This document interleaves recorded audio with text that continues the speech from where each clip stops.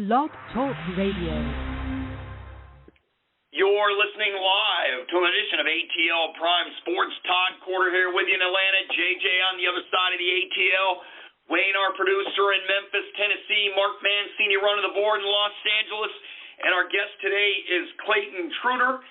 We'll bring him on momentarily. He's the author of Loserville, How Professional Sports Remade Atlanta, and How Atlanta Remade Professional Sports. Can't wait to talk to him about his book. It's going to be very interesting times here in Atlanta sports.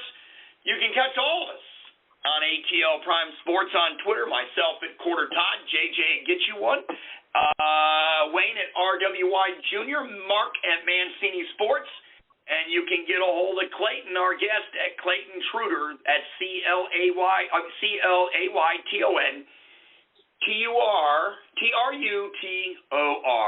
So, guys, got a great show today. We'll talk, after Clayton, we'll talk about the Super Bowl, Major League Baseball, its strike issues, and, of course, the Jim Harbaugh saga, which is over at the University of Michigan. But let's bring our guest in. Let's give him a round of applause. Well, we can't do that, but we'll give him applause anyway. Clayton Trutor, author of Loserville, How Professional Sports Remade Atlanta, and How Atlanta Remade Professional Sports. You can get a hold of Clayton Trutor at Clayton, Trutor. Clayton, welcome to ATL Prime Sports. Oh, thank you guys so much for having me. What a pleasure. All right, Clayton, I'm going to give you all the credit. I'm going to swing the bat right away, just like the Atlanta Braves did, and the NLCS and the World Series and the Division Series against Milwaukee. They just swung the bat. The outfielders just swung the bat all three series, and I think you knocked this out of the park. I think you reversed the curse in Atlanta sports, you and your fabulous book, and I think the next book you need to have come out is called Winterville. What do you think? I think that's a fantastic idea. I'm going to talk to my publisher about that today. Yeah, I certainly did help reverse the curse. I mean, Georgia, you got the Braves. A little right when I was working on the book, you have Atlanta United. So Atlanta is certainly Loserville no more. I mean, my story is definitely one of the 60s and 70s primarily. Moving forward, though, certainly. But in recent times, Atlanta has certainly figured it out as a pro sports town, and they've got a lot of local support, too. You know what? When did you come up with the idea to write the book? When did this all start taking place in your head? January 17th, 2012. I was in graduate school. My area of expertise is the history of American cities. I have a PhD in history, and when I was working on my dissertation, I wanted to write something about the influence of franchise relocations of pro sports teams on American cities. And I went to my advisor, and she said, pick a particular city. If you try to write about the whole country, it will take you 50 years. Well, it's only 10 years from then till now, so only a decade, but working specifically on Atlanta. Atlanta was very emblematic of the changes I wanted to talk about. This city that went out, pursued pro sports, hyped its way into becoming a big league town, rolled out the red carpet for the 4 major pro sports leagues, and built 2 publicly financed stadiums. And in the process, they create the modern sports business. Every city in the South and the West that sought to be major league emulated what Atlanta did in the 1960s, this very coordinated corporate campaign to become big league.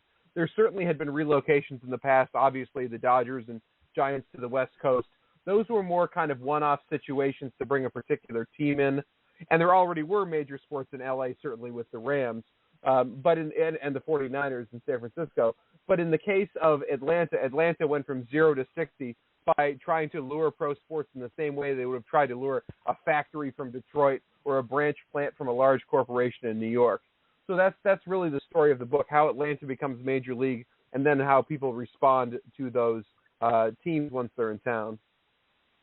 You're listening to Atlanta Prime Sports right here on blogtalkradio.com/Mancini Sports. We have Clayton Trutor, author of Loserville, How Professional Sports Remade Atlanta, and How Atlanta Remade Professional Sports. Clayton, let's dig into that book a little bit more.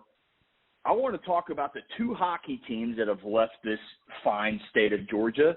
Talk about how those 2 hockey teams that are no longer here reflect in your book, Loserville. Well, the Flames would be the primary focus of this because the book is mostly on the 60s and 70s, the first decades of Atlanta pro sports.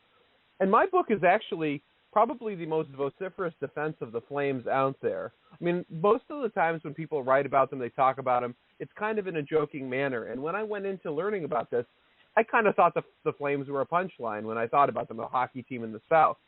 Well, in fact, they actually drew pretty well when they were in town, and they performed well on the ice. In 5 of their 8 seasons, they had above-average attendance in the NHL. In 6 of the 8 seasons, they had winning records and also made the postseason.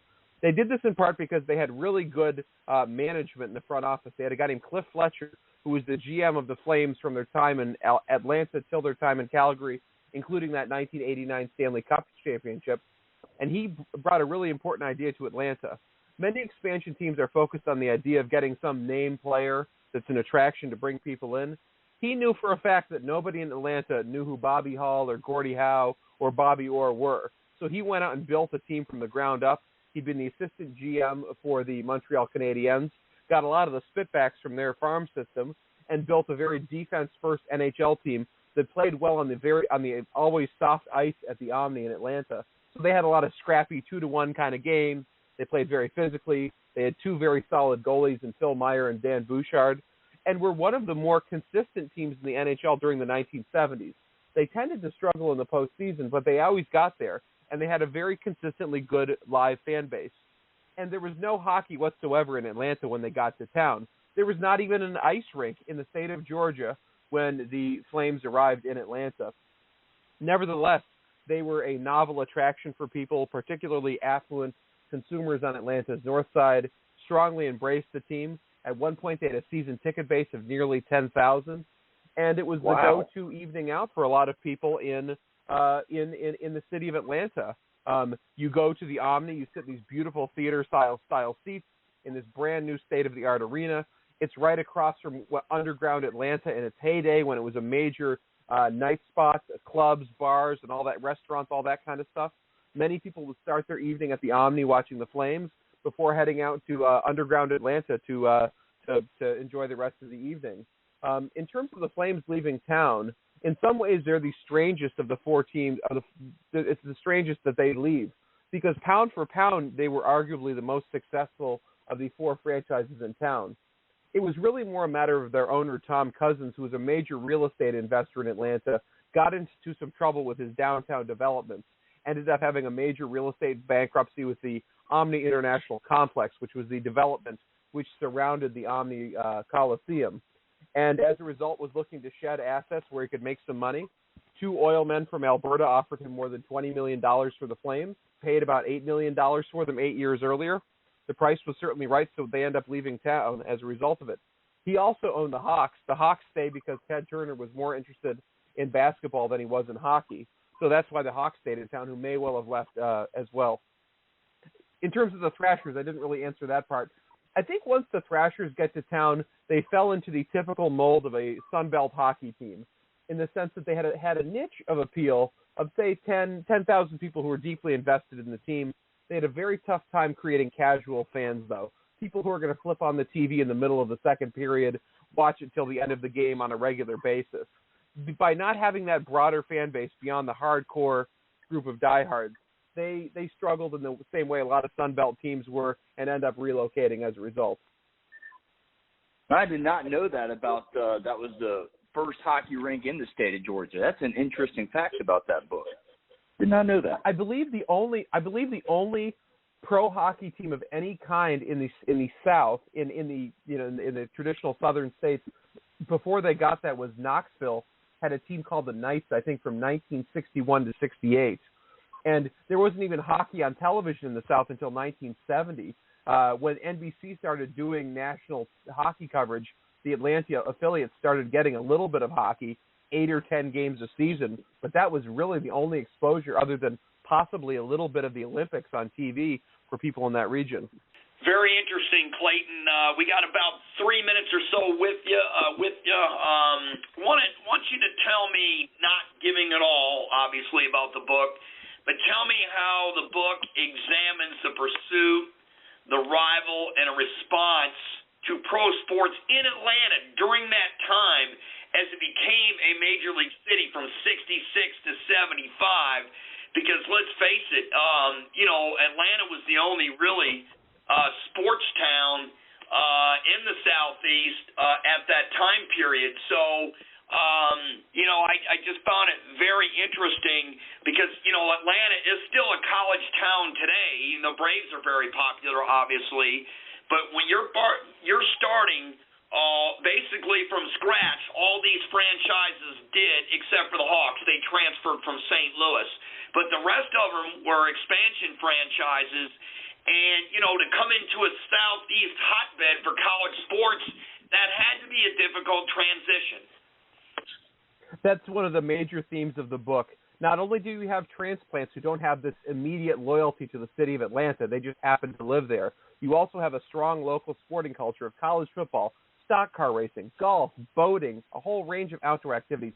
Professional wrestling was incredibly popular in the region. There were many nights when professional wrestling at the city's old armory that was built during the Cleveland administration would outdraw the Atlanta Hawks playing at the Omni with Pete Maravich playing basketball at a brand new arena.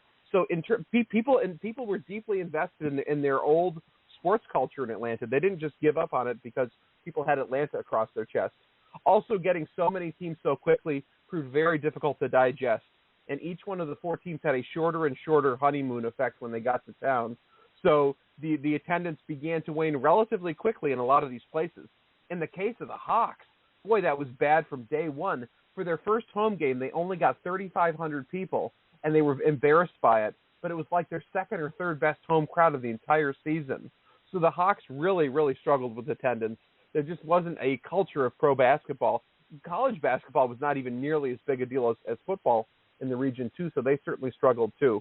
I think having so much so soon, having so many transplants, and having an existing sporting culture was just a recipe for disaster. But the thing is, the leadership in town really had no frame of reference for this.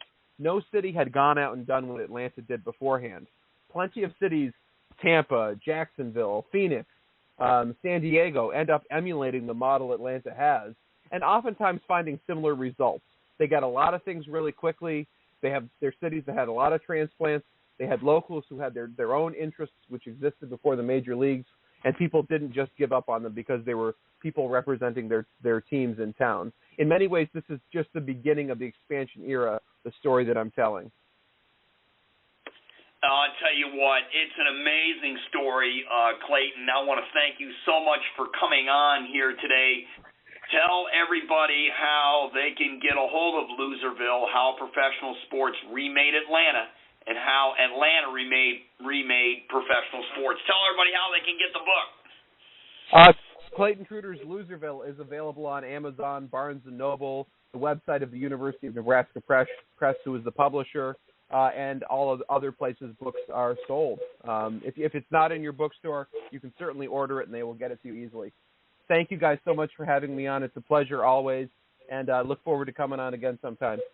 Oh, Clayton, I can't wait to have you back on. I love your Twitter page here at Clayton Trutor. And, you've got old school Atlanta Braves, Darrell Evans, Hank Aaron, and a lot of folks don't know, but that's Davey Johnson on the right, the former Mets manager. And I find it very interesting that you chose the Braves to put up there, which has been the most successful pro sports franchise in Atlanta history, and it isn't even close. Thanks for coming on as always, and I'll talk to you off the air, my friend. All right, thank you so much. Thank you. Bye now. Clayton Trutor, author of Loserville, How Professional Sports Remade Atlanta and How Atlanta Remade Professional Sports, here on ATL Prime Sports, guys. Let's go on and from some baseball to, Atlanta baseball, basketball, football. We talked all of hockey. We'll just go right on over to the Super Bowl. Let's talk about this matchup just very briefly. To me, this matchup is fascinating from a quarterback standpoint. And Joe Burrow from Cincinnati, second-year quarterback, taking them all the way to the Super Bowl. This club reminds me of the New England Patriots when they upset the Rams and Kurt Warner in 2001. Then when you flip the script for the Rams, high-flying offense, really good defense. On paper, they're probably the better team than Cincinnati. You got Matt Stafford coming over from Detroit after 12 years with the Lions, 3 playoff trips, didn't win a playoff game. Now he's won 3 with the Rams. What a fabulous story. It really is a changing of the guard in the NFL. As you've seen Brady and Roethlisberger retire, and we don't know about Rodgers yet. It really is a fresh breath of air. JJ, your thoughts on this game? Yeah, you're right about that. 2 fairly new teams in terms of championship status. Obviously, the Rams lost to the Patriots a couple years ago, but Jared Goff was at the helm, and you mentioned now it's Georgia boy or Texas boy, however you want to look at it. Matt Stafford versus Joe Burrow, 2 number 1 overall picks going at each other. Both threw for over 4,500 yards, and another key matchup in this game is going to be Cooper Kupp versus Chase. These 2 outstanding wide receivers, one for each team, obviously, really lit up the playoffs and really put their teams on their back in respected categories. You look at Jalen Ramsey versus Chase, that's going to be a key matchup in this whole entire Super Bowl. That may even determine the whole thing. This is, like you said, new blood. Haven't seen the Bengals in the finals Super Bowl since, 88? I was a youngin'. I was like months old, like 17 months old, tops. So, yeah, we got some new blood in here, Todd, and I love it. It's going to be fabulous. Wayne, what's your little storyline coming into this game? I mentioned the quarterbacks and the newness. JJ mentioned somewhat the same thing, but a little bit more stats on it. What's your storyline? Well, I think the quarterbacks seem to be the big storyline everybody's going to see visually, and so I think that'll make the difference. And to me, the edge goes to Joe Burrow just because I think he's got more on Matt Stafford. Well, I'm glad you mentioned that because there is more pressure on Matt Stafford without a doubt. The Bengals are playing with house money. They came back and won all 3 games, and they easily could have lost the first one to the Raiders, definitely the next one against the Titans, and obviously the third one against Kansas City, which was a big-time collapse. But, Zach Taylor, what a job he's done. On this day, in 2019, they named Zach Taylor the 10th head coach in Cincinnati Bengals history. And, I was thinking at one point when it was 17-3, San Francisco was leading the Rams. I thought, man, the Bengals are going to play the Rams for the 3rd time. And I remember each time very well, watching the Bengals over the years. They could have won each game against San Francisco. Each time Joe Montana beat them at the end. The first quarterback for Cincinnati was Kenny Anderson, and the next one was Boomer Esiason, and they were some really good football games. And let's hope this third Super Bowl for the Bengals comes down the wire, and if it does, I got a feeling Shooter is going to put it through the uprights and give Cincinnati its first world championship. We'll see. Let's go on to Major League Baseball. Guys, you're listening to ATL Prime Sports. I'm Todd Corder, JJ in Atlanta, Wayne, our producer in Memphis, Mark Mancini running the board in Los Angeles. Major League Baseball, guys, this to me is fascinating because the Players Association, the union, and of course management, the owners, they always do this. It always comes down to the last minute, and only one time did it not work out really well 2 times, 81 and 94. 94 we didn't have a season. 81 we had a split season, which was absolutely insane. But this season here, there's just too much money between the millionaires and the billionaires, JJ. I have a feeling they're going to get it done. I have no clue when they're going to get it done. Nobody knows anything with this and when they're going to get it done. If somebody can predict when they're going to get it done, go play the lottery or go to Vegas and bet, because my guess is, and it's only a guess, they could be slightly late for spring training. We're going to get it done. We may have some doubleheaders at the beginning of the season. This is my guess. Yeah, it's going to be wide open. Like you said, who knows? Nobody knows. That's been a theme lately on ATL Prime Sports. And I'll tell you what, if somebody says they do know, please get them on the phone with us and let's get them on the show and let's get a timetable. Because here's the deal. Major League Baseball and the Players Association, they tried to get a federal moderator or mediator to come in there and basically, hey, let's see what everybody's bringing to the table. Well, the Players Association rejected that offer. They said the best way to do it is come to the table and let's agree and let's just keep meeting. So I don't know how close or how far they are, but I feel like that's an agreement to the right agreement in the right direction, and that's basically all we can guess right now. It seems like the players are so far apart. I've seen rumors here and there about things like the designated hitter holding it up. I've seen things like money and arbitration and when a player can go to arbitration versus free agency. Those are the biggest hiccups right now, and nobody, like you said, nobody really knows when this thing's going to happen. I, for one, am a more optimistic. I think maybe right now, if things get done this week, maybe there could be some normal spring training start time, maybe, like Todd said, maybe some doubleheaders at the early season. But at this point, it does look like baseball might be missed unless things just in the next 24 hours drastically change. And the way the economy is and the way things are, you've got the USFL coming in the spring, more football. There's a lot of things to do now in sports, and there's a lot more choices. You have soccer, you have college softball, which is real popular. College baseball stepping up in popularity. Major League Baseball needs to get this solved because if not, they're going to lose the older fan base from folks that are in their 50s and up. They're not going to put up with it.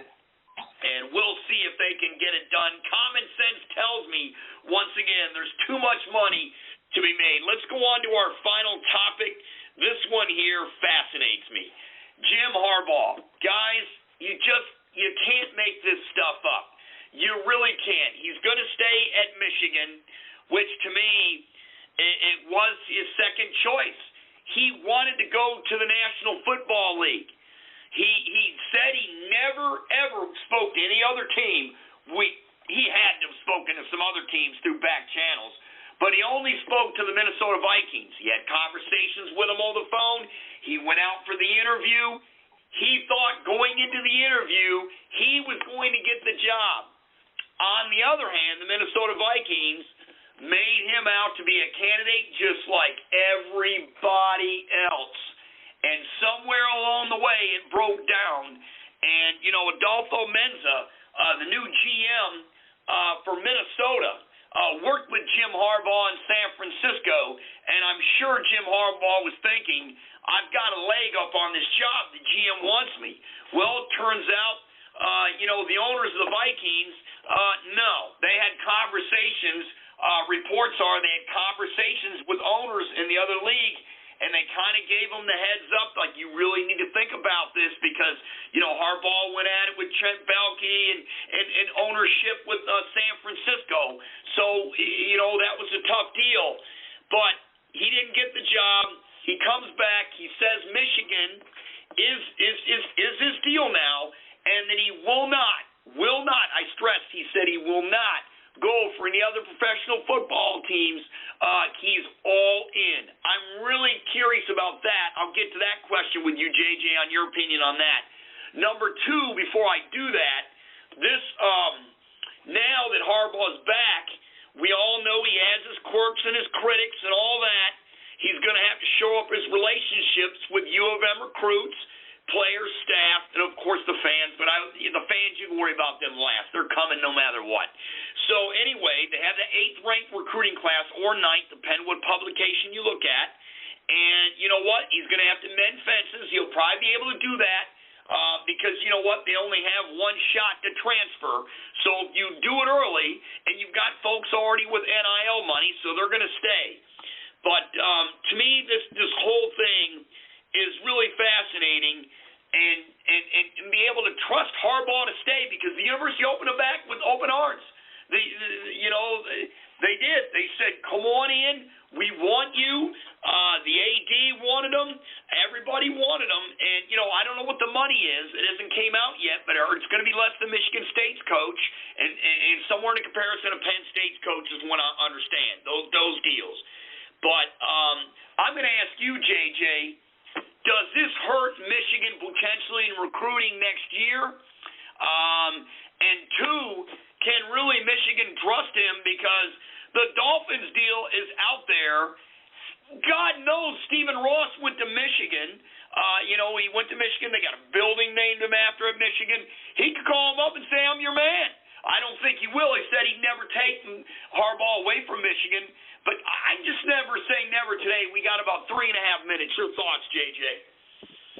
First, I don't think he'll go back to the NFL. I think I'm going back on my original. I thought he was going to be at Michigan till the day he decides to hang up the whistle, per se.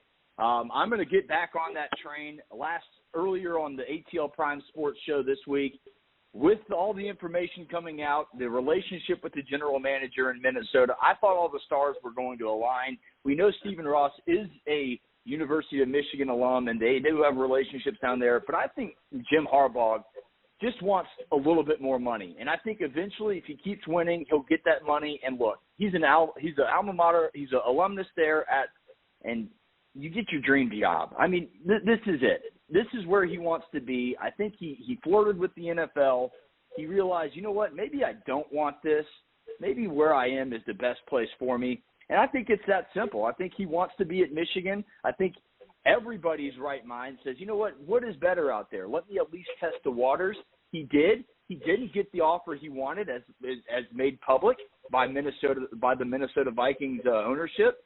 And he said, I'm coming back to Michigan. Now, what places, I'll flip the question and say, what place on earth can you go interview for an NFL job, make it clear that you really don't want to be there, and then come back and say, actually, I do want to be here, and everybody welcomes you with open arms. That's a fantastic statement. I'm glad you said that. Thank you so much for doing that, JJ. Harbaugh told him all along he wasn't dragging his feet intentionally.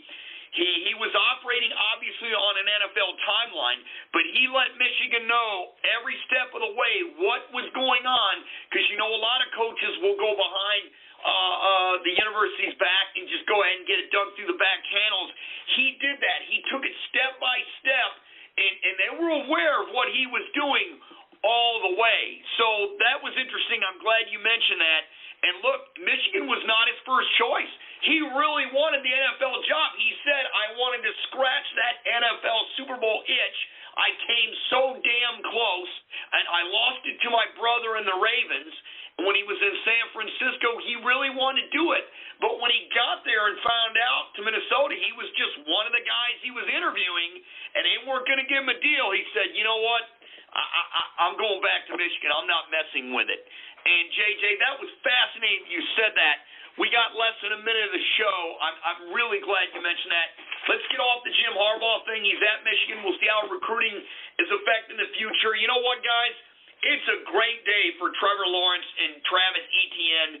The Jaguars hired Super Bowl champion coach Doug Peterson on the 4-year anniversary of his Eagles winning the championship over Tom Brady and the New England Patriots. I thought, you know what? I was waiting for Doug Peterson to get hired all along.